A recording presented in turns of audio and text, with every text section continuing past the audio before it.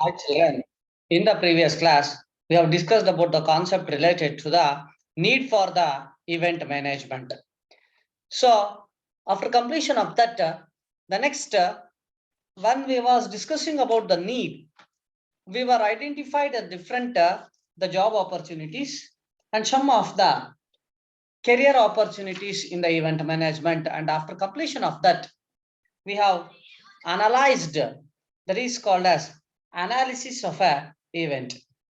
The analysis of a event ಅಂತ ಹೇಳಿ ನಾವು ತಗೊಂಡಾಗ ಅಲ್ಲಿ 6 types of steps ಅಲ್ಲಿ ಅನಲೈಸ್ ಅನ್ನ ಮಾಡಿದ್ವಿ.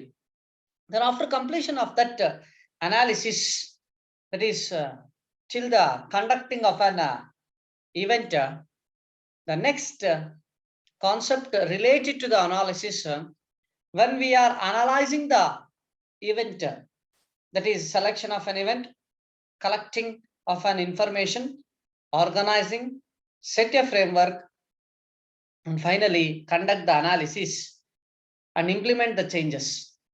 When we are implementing a changes, there we will going to see the SWOT analysis. The SWOT, SWOT, stands for strengths, weakness, opportunities, and the threats. ಇಲ್ಲಿ ನಾವು ಒಂದು ಇವೆಂಟ್ ಅನ್ನ ಮಾಡ್ಬೇಕಾದ್ರೆ ನಮ್ಗಿರ್ತಕ್ಕಂತಹ strengths ಅನ್ನ ನೋಡ್ತೀರಿ, ನಮ್ಮ ಆರ್ಗನೈಸೇಷನ್ಸ್ ಇರ್ತಕ್ಕಂಥ ವೀಕ್ನೆಸ್ ಅನ್ನ ನೋಡ್ತೀರಿ, ನಮಗೆ ಆಪರ್ಚುನಿಟೀಸ್ ಇರ್ತಕ್ಕಂತಹದನ್ನ ನೋಡ್ತೀರಿ. ನಮ್ಗೆ ಏನಾದ್ರೂ ತೊಂದರೆಗಳಿದ್ರೆ ಇವೆಂಟ್ ಇಂದ ಅದನ್ನ ಗಮನಿಸಿ ಈ ಒಂದು ಇವೆಂಟ್ ಅನ್ನ ಗಮನಿಸ್ತಾ ಹೋಗ್ತೀವಿ ಮಕ್ಕಳ.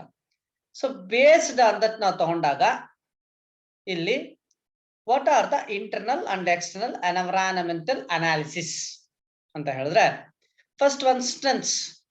ನಾವು ಇವೆಂಟ್ ಅನ್ನ ನಡೆಸ್ತಾ ಇದೀವಿ ಅಂತ ಹೇಳಿದ್ರೆ ನಮಗೆ ಯಾವ ರೀತಿಯಾದಂತ ಸ್ಟ್ರೆಂತ್ಸ್ ಇದೆ. That is highly motivated staff ಅಂತ ಹೇಳಿದ್ರೆ, ನಮ್ಮ ಕಂಪನಿನಲ್ಲಿ ಇವೆಂಟ್ ಅನ್ನ ನಡೆಸಬೇಕಾದ್ರೆ ಹೆಚ್ಚು ಪ್ರಾಮಾಣಿಕತನದಿಂದ ಲವಲವಿಕೆಯಿಂದ ಇರ್ತಕ್ಕಂತಹ ಕೆಲಸಗಾರರು ಇದ್ದಾಗ ಅದು ನಮಗೆ ಸ್ಟ್ರೆಂತ್. ಯಾಕಂತ ಹೇಳಿದ್ರೆ if any critical position May arise, the staff members will fight or they will work hard for the purpose of satisfying the organization and success of the event. ಒಂದು event ಅನ್ನ ಚೆನ್ನಾಗಿ ಮಾಡ್ಲಿಕ್ಕೆ ಮೋಟಿವೇಟ್ ಆಗ್ತಾರೆ.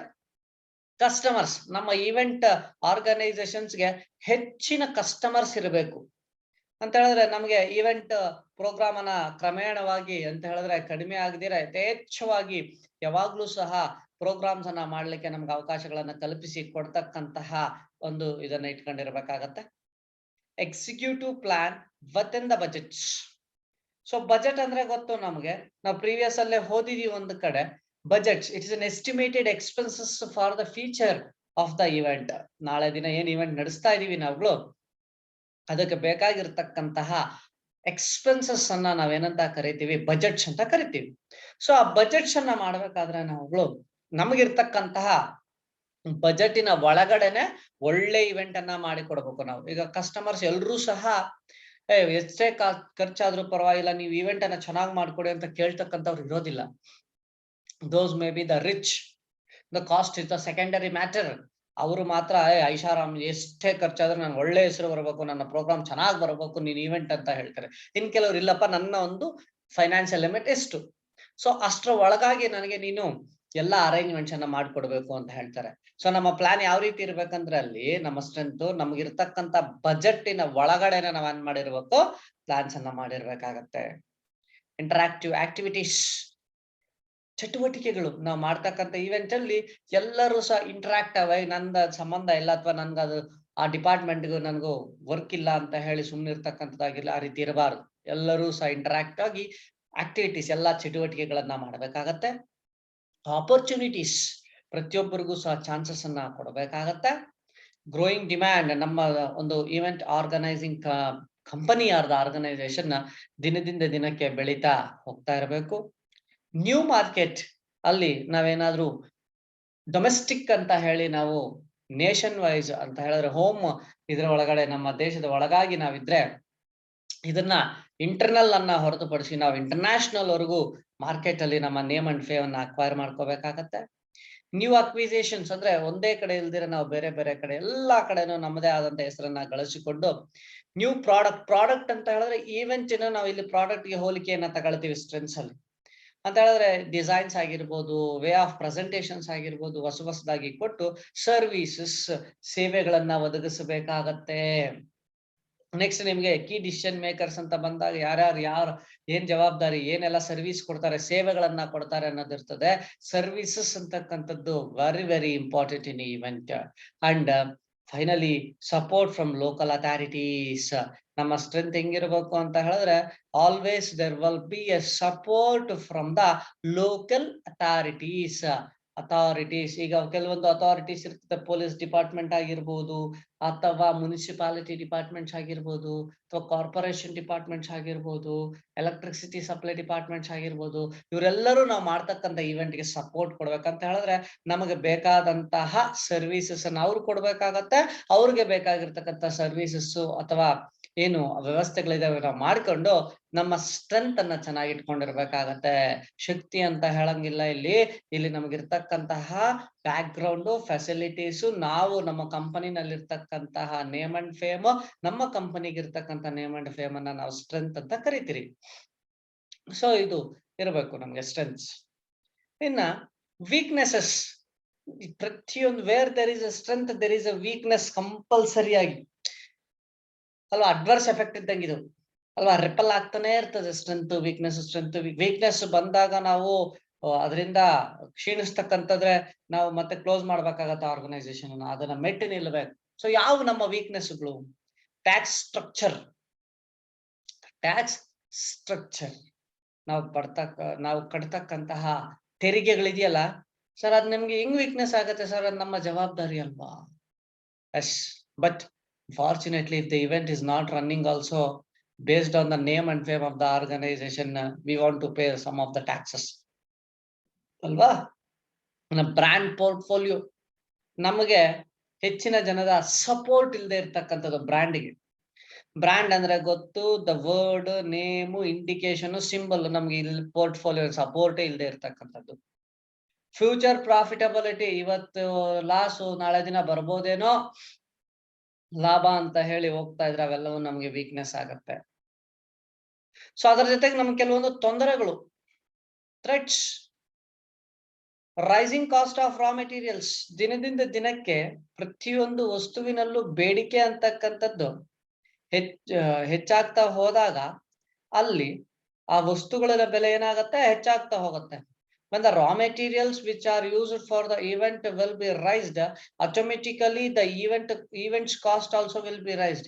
If the high cost of event we are expressed to the customers or the consumers, they will say that we cannot able to pay such a huge amount anta. ಅವಾಗ ನಾವೇನ್ ಮಾಡ್ಬೇಕು, ಅವ್ರಿಗೆ explain ಮಾಡಬೇಕು, ನೋಡಿ ಸ್ವಾಮಿ ಹಿಂಗಿದೆ raw materials ನಮ್ ಬಳಸ್ತಕ್ಕಂಥದ್ದು ಅಂತ. But they will, some of them will compromise and some of them will not compromise. ಈ ರೀತಿ ಕೆಲವೊಂದು ವಸ್ತುಗಳ ಬೆಲೆ ಹೆಚ್ಚಾದಾಗ ನಾವ್ ಇವೆಂಟ್ ಅನ್ನ ನಡೆಸೋದು ಕಷ್ಟ.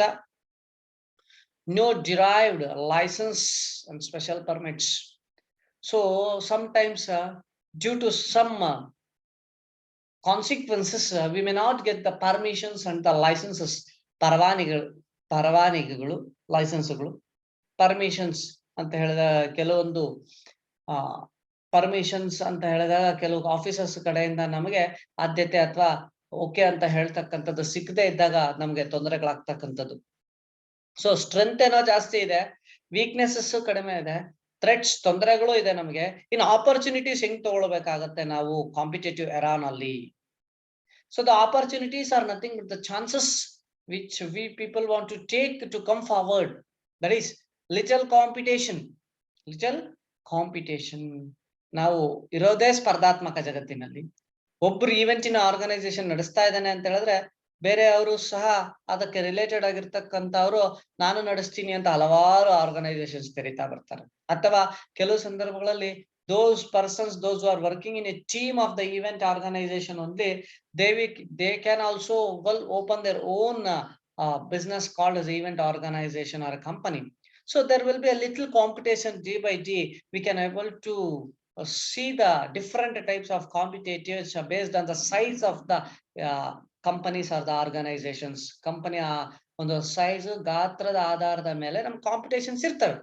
ಸೊ ಆ ಕಾಂಪಿಟೇಷನ್ಸ್ ಇದ್ದಾಗ ನಾವೇನ್ ಮಾಡ್ಬೇಕಾಗತ್ತೆ, so we should able to compete with them by giving a facilities. Then favourable economic conditions, ನಮಗೆ ಆಪರ್ಚುನಿಟೀಸ್ ಸಿಕ್ಕಿದಾಗ ನಮ್ಮ ಎಕಾನಾಮಿಕ್ ಕಂಡೀಷನ್ಸ್ ಅಂತ ಹೇಳಿದ್ರೆ ನಮ್ಮ ಒಂದು ಕಂಪನಿಯ ಸೈಜ್ಗೆ ತಕ್ಕಂತೆ ಈವೆಂಟ್ಸ್ ಬರ್ತಕ್ಕಂಥದ್ದು, ನಮ್ಮ ಫೈನಾನ್ಷಿಯಲ್ ಲಿಮಿಟ್ಗೆ ತಕ್ಕಂತೆ ಬಂದ ಆರ್ಡರ್ಸ್ ಬರ್ತಕ್ಕಂಥದ್ದು, ನಮ್ಗೆ ಅಂದ್ರೆ ನಮ್ಮ ಎಕಾನಾಮಿಕ್ ಕಂಡೀಷನ್, ಆರ್ಥಿಕ ಪರಿಸ್ಥಿತಿಗಳಿಗೆ ತಕ್ಕಂತೆ ನಮ್ಗೆ ಏನ್ ಬರ್ತಕ್ಕಂಥದ್ದು, ಇವೆಂಟ್ ಬರ್ತಕ್ಕಂಥದ್ದು. ಸೊ ಅದರ ಜೊತೆಗೆ ನಮ್ಗೆ ಆಪರ್ಚುನಿಟಿ ಇಲ್ಲಿ ಸ್ಟ್ರೆಂತ್ ಅಂತ ನೋಡಿದ್ವಲ್ವಾ, ಸಪೋರ್ಟ್ ಫ್ರಮ್ ಲೋಕಲ್ ಅಥಾರಿಟೀಸ್ ಅಂತ. ಅದೇ ರೀತಿ ನಮ್ಗೆ ಆಪರ್ಚುನಿಟಿ ಯಾವಾಗ ಚೆನ್ನಾಗಿರುತ್ತೆ ಅಂತ ಹೇಳಿದ್ರೆ ನಮ್ಮ ಸುತ್ತಮುತ್ತಲು ಇರ್ತಕ್ಕಂಥ ಲೋಕಲ್ ಅಥಾರಿಟೀಸ್ ಇಂದ ನಮ್ಗೆ ಒಳ್ಳೆ ಆದ ಒಂದು ಚಾನ್ಸಸ್ ಅಂತಕ್ಕಂಥದ್ದು ಸಿಕ್ಕಿದಾಗ ಅವರ ಕಡೆಯಿಂದ ಸಪೋರ್ಟ್, ಯಾರು ಸಹ ನಮ್ಮ ಒಂದು ಇವೆಂಟ್ ಅನ್ನ ಯಾರು ತಡೆ ಹಿಡಿತಕ್ಕಂಥದ್ದಾಗಿರ್ಲಿ ಏನು ಮಾಡದೇ ಇದ್ದಾಗ ನಮ್ಗೆ ಏನಾಗತ್ತೆ, ನಮ್ದೇ ಆಗಿರ್ತಕ್ಕಂಥ ಚಾನ್ಸಸ್ ಅಂತಕ್ಕಂಥದ್ದು ಸಿಕ್ಕಿ ನಾವೇನ್ ಮಾಡ್ತೀವಿ, V people will go forward ಅಲ್ವಾ. ಸೊ ದ ಆಪರ್ಚುನಿಟೀಸ್ ಅಂತಕ್ಕಂಥದ್ದು ಮೇ ಬಿ ದ ಈ ಎಕ್ಸ್ಟರ್ನಲ್ ಫ್ಯಾಕ್ಟರ್ಸ್, ಇಂಟರ್ನಲ್ ಅಲ್ಲಿ ಆಪರ್ಚುನಿಟಿ ಸಿಗೋದು ಕಡಿಮೆ ನಮ್ಗೆ, ಯಾಕಂದ್ರೆ ನಮ್ಮಲ್ಲಿ ಇರೋದು 10 ಜನ, ನಮ್ಮಲ್ಲೇ ನಮ್ಗೆ ಏನು ಆಪರ್ಚುನಿಟಿ ಇದೆ. The opportunities always should be come from the external source, the strengths also from the external source, the weaknesses also from the external source, and finally the threats also from the external source ಅಲ್ವಾ. So ಈ ಬೇಕಾದ್ರೆ strengths ಅನ್ನ identify ಮಾಡಿದಾಗ external sources ಇದೆ, internal sources ಇದೆ ಯಾವ್ದ್ರಲ್ಲಿ, strength ಅಲ್ಲಿ. But ಅದೇ ನಾವುಗಳು ವೀಕ್ನೆಸ್ ಅಂತ ತಗೊಂಡಾಗ ಎಕ್ಸ್ಟರ್ನಲ್, ಥ್ರೆಟ್ಸ್ ಅಂತ ತಗೊಂಡಾಗ ಎಕ್ಸ್ಟರ್ನಲ್, ಆಪರ್ಚುನಿಟೀಸ್ ಅಂತ ತಗೊಂಡಾಗ ಸಹ ಎಕ್ಸ್ಟರ್ನಲ್ ಆಗಿ ನಮ್ಗೆ ಇಲ್ಲಿ ಪ್ರತಿಬಿಂಬಿಸ್ತದೆ. ಸೊ ಈ ರೀತಿಯಲ್ಲಿ ನಾವು ಏನ್ ಮಾಡ್ತೀವಿ, ನಮಗಿರ್ತಕ್ಕಂತಹ ಸ್ಟ್ರೆಂತ್ಸ್, ವೀಕ್ನೆಸ್, ಆಪರ್ಚುನಿಟಿ, ಥ್ರೆಟ್ಸ್ ಅನ್ನ ಸ್ವಾಟ್ ಅನಾಲಿಸಿಸ್ ನ ಮುಖಾಂತರ ಅನಲೈಸ್ ಅನ್ನ ಮಾಡ್ತೀವಿ. So after completion of that, the next very important concept, they will ask you for the 8 marks, sorry, for you people there will be 6 marks and the 14 marks. 6 marks question, explain briefly the types of the decision makers. Here the types of the decision makers are classified into 9 types. ಇಲ್ಲಿ types of key decision makers ಅಂದ್ರೆ ಯಾರು, ನಮಗೆ ನಮ್ಮ ಒಂದು event ಅಲ್ಲಿ ನಿರ್ಧಾರಗಳನ್ನ ತೆಗೆದುಕೊಳ್ತಕ್ಕಂತಹ ವ್ಯಕ್ತಿಗಳು ಯಾರಿದ್ದಾರೆ ಅನ್ನೋದನ್ನ ಗಮನಿಸ್ಕೋಬೇಕಾಗತ್ತೆ. ಸೊ ಆ ನಿರ್ಧಾರಗಳನ್ನ ತೆಗೆದುಕೊಳ್ತಕ್ಕಂಥ ವ್ಯಕ್ತಿಗಳು ಯಾವ ರೀತಿ ಇರ್ತಾರೆ, ಯಾರಿರ್ತಾರೆ ಅಂತ ಹೇಳಿ ನಾವು ನೋಡಿದ್ದೆ ಆದ್ರೆ, ಇಲ್ಲಿ ಗಮನಿಸಿದಂಗೆ event manager. So here the event manager is one of the important decision maker for the purpose of running of the event or the task successful.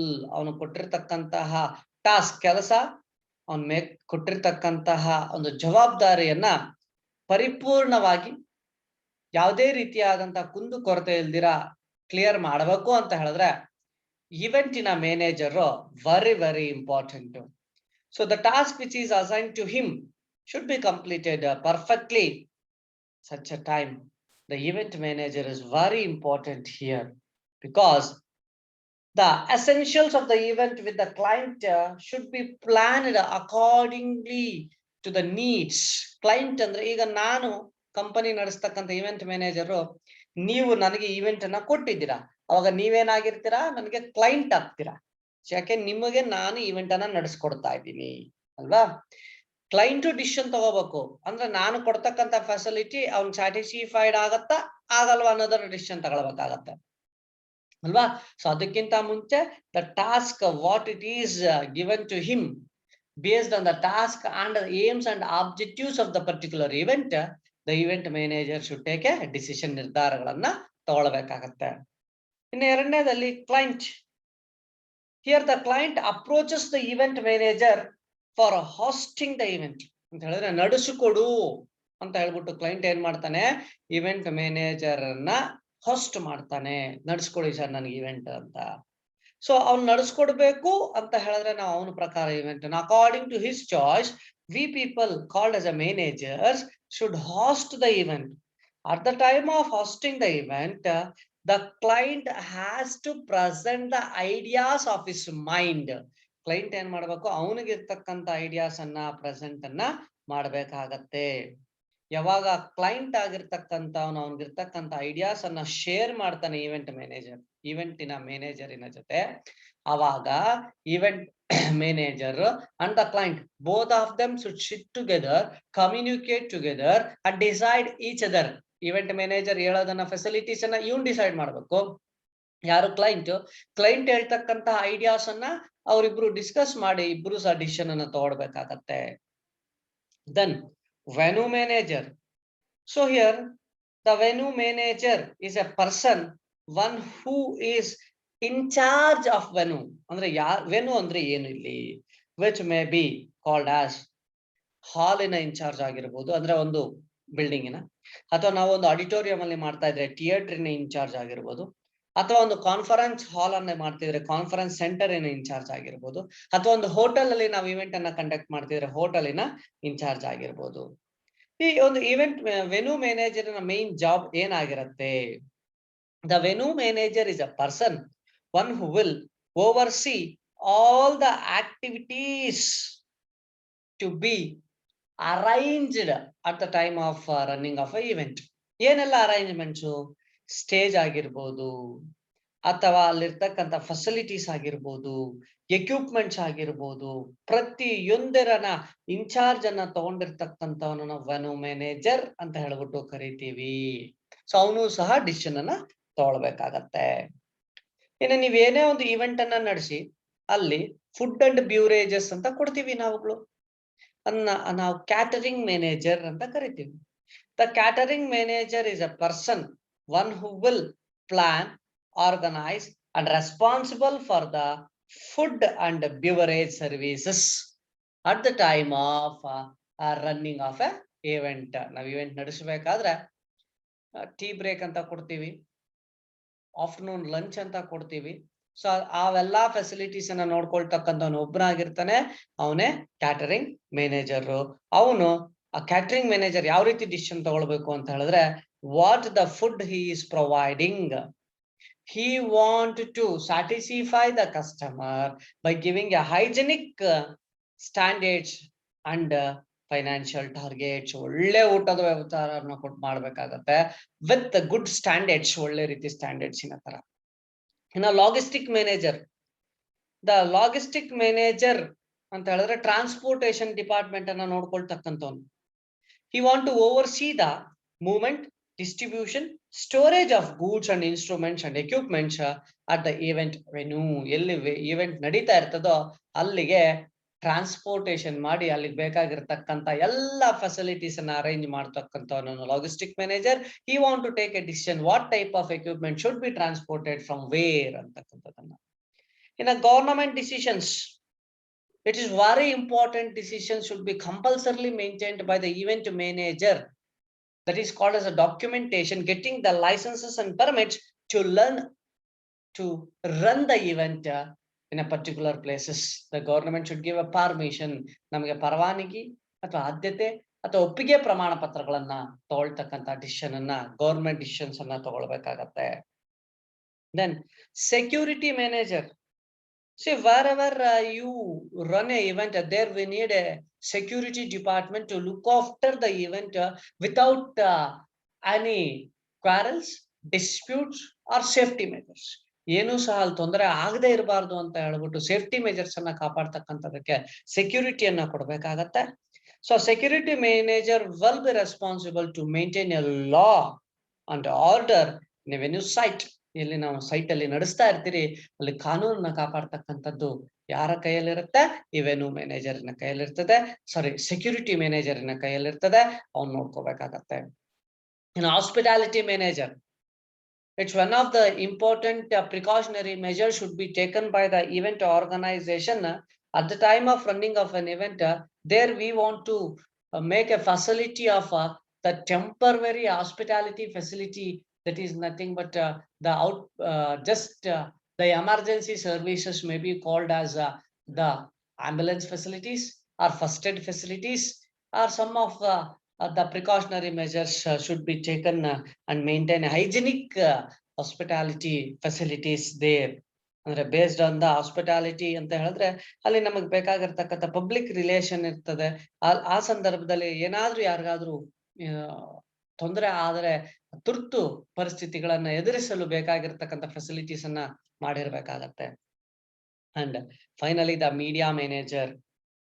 The media manager is a person. He want to telecast, record all that function which has been conducted.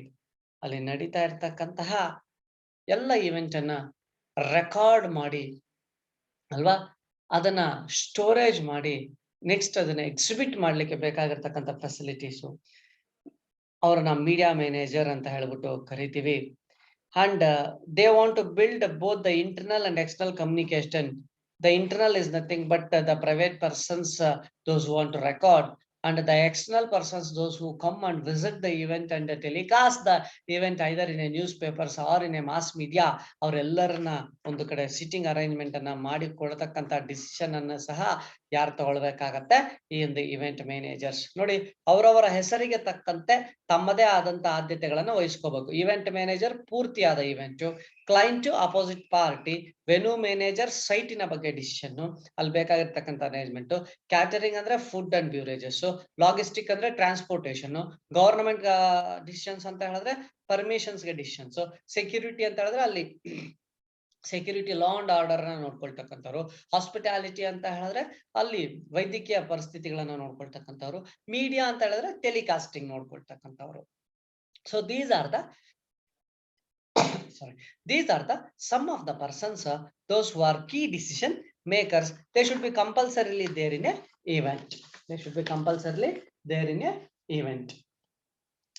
ಇದರ ಜೊತೆಗೆ next ನಾವು ನೋಡ್ತೀವಿ, that is the technical staff ಅಂತ ಹೇಳಿದ್ರೆ technical staff ಅಂತಕ್ಕಂಥವ್ರು ಯಾರು ಇರಬೇಕು ಅನ್ನೋದನ್ನ ಗಮನಿಸ್ತೀವಿ.